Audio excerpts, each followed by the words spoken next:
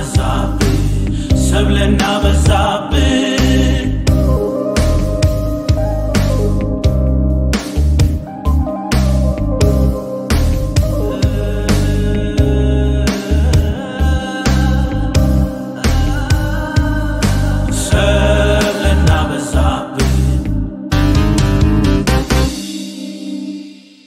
ሰላም ጤና ይስጥልን ውድ የሰብለና በዛብህ ዩቲዩብ ቻናል ተከታታዮች እንዴት ናችሁ? በዛብህ ነኝ። ሰላማችሁ ብዝት ይበል። ዛሬም አዲስ ቪዲዮ ይዘን መተናል። ሰሞኑን እንግዲህ አልፎ በምንለቃቸው ቪዲዮዎች እያበረታታችሁን ኮሜንት እየጻፋችሁ ነው። አዳዲስ ተመልካቾችም እንደዚሁም ነባሮቹም እንኳን ደህና መጣ እያላችሁ ነውና ከልብ አመሰግናለሁ። አሁንም ቢሆን በጣም ብዙ ተመልካቾቻችን በመጥፋታችን ምክንያት ረስተውናልና እንግዲህ ሼር አድርጉላቸው፣ እንደዚሁም ደግሞ ለጓደኞቻችሁ በመታደርሱበት መንገድ አድርሷቸው። ቪዲዮዎቹን ከወደዳችሁት ላይክ እና ሰብስክራይብ ማድረግ ደግሞ እንዳትረሱ።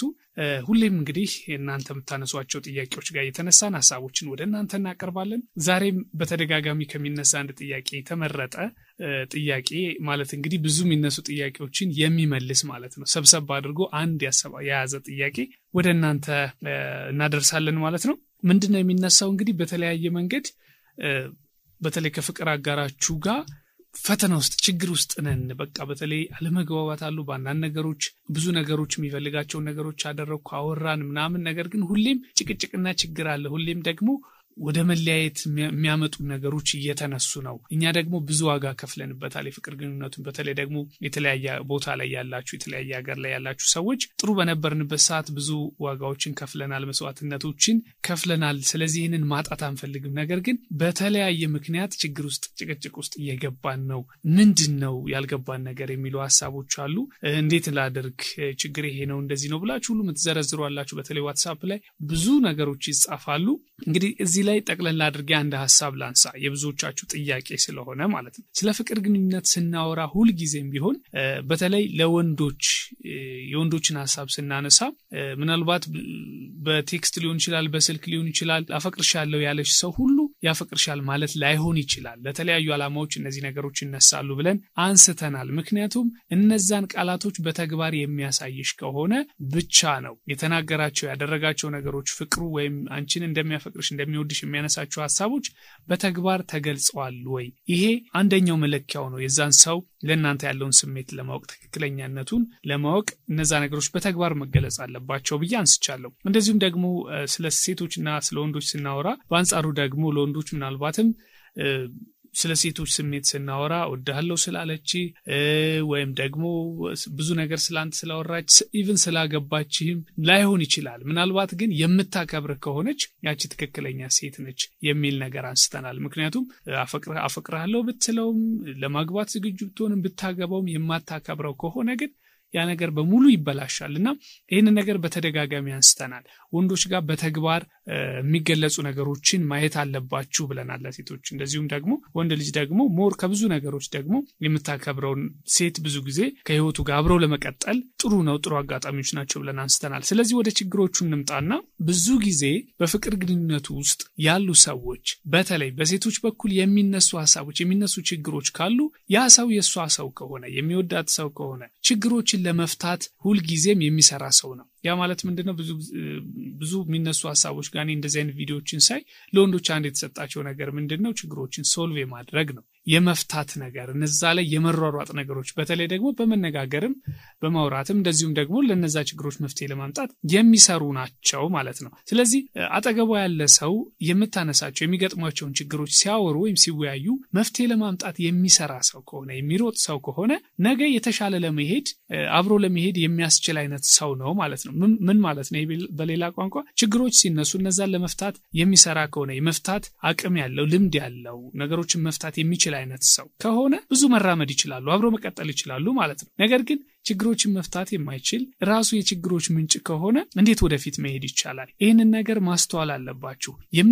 የምትኖሩት የፍቅር ግንኙነት የምትመሩት የፍቅር ግንኙነት እናንተ የሚገጥሟችሁ ነገሮች ለመፍታት ብቁ ያልሆኑ አይነት ግንኙነት ከሆነ ያላችሁ ከዛም በላይ ደግሞ ችግሮችን በየቀኑ ከሱ ቆጥረሽ የማትጨርሻቸው አይነት ችግሮች የሚገጥሙሽ ከሆነ ከዛ ሰው ጋር ብዙ ለመሄድ ትቸገሪያለሽ ማለት ነው። እነዚህ ነገሮች ማስተዋል ያስፈልጋል። ስለዚህ እዚህ ጋር ጠቅለል ያለ ሐሳብ ማየት ያለባችሁ የሚገጥሟችሁን ችግሮች የምታነሻቸውን ችግሮች በተለያየ መንገድ ለመፍታት የሚሰራ ሰው ከሆነ ከዛ ሰው ጋር ብዙ ለመሄድ ያስችላል። ችግር ካልተፈታ መሄድ ስለማይችል አንድ ቦታ ነው የምንቆመው። ነገር ግን በየቀኑ ለአንቺ ችግሮችን የሚፈጠር የተለያዩ ሰበቦችን እየፈጠረ ችግሮችን እየፈጠረ አንቺን የሚበዛብዝ አንቺን ወደ ተለያዩ ነገሮች ውስጥ የሚከትና ራስ መታት የሚሆንብሽ ከሆነ ከዛ ሰው ጋር ምንም ልታገኝ የምትችይው ነገር አይኖርም ማለት ነው። ስለዚህ ችግሮቻችሁን የሚፈታ አብራችሁ መፍታት የምትችሉበትን መንገድ አመቻቹ እንጂ ያንን እዛ ነገር ላይ ጊዜ አጥፍቻለሁ ዋጋ ክፍያለሁ ብላችሁ የባሰ ችግር ውስጥ አትግቡ። አንድ እዚህ ጋር ሳላነሰው የማላልፈው ነገር ብዙ ጊዜ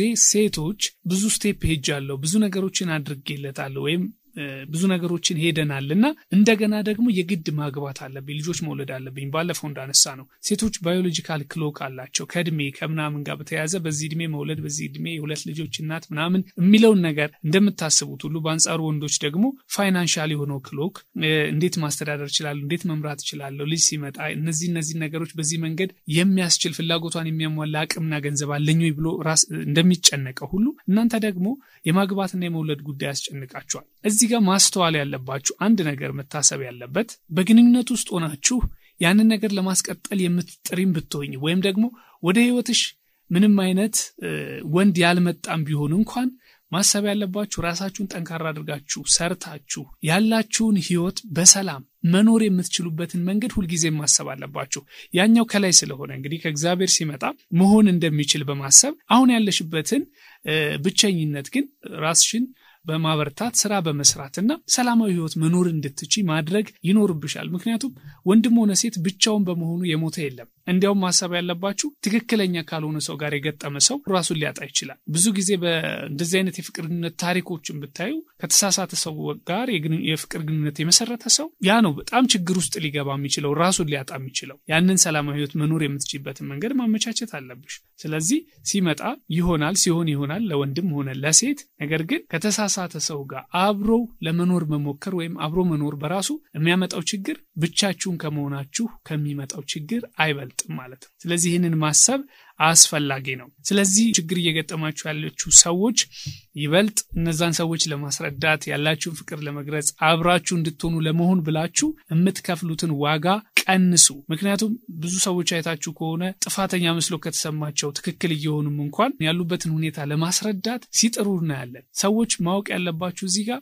መስማት የምንፈልገውን ብቻ ነው የምንሰማው። ስለዚህ ልክ ነህ ልትሉት ወይም ደግሞ አንተ ትክክል ነህ ልትሉት ካልሆነ በስተቀር ጥፋተኛ ነህ እንድትሉት የማይፈልግ ሰው ጥፋተኛ ነህ ብትሉት ሊሰማችሁ አይችልም ማለት ነው በሌላ መንገድ። ስለዚህ ዝምታ መልስ ነው የሚባለው እኛ ሀገር ለዛ ነው። ሰው የሚፈልገውን ነገር ብቻ ስለሆነ የሚሰማው የምትነግሩት ነገር እሱ የማይፈልገው የማይመቸው ከሆነ ሊሰማችሁ አይችልም ማለት ነው በሌላ ቋንቋ።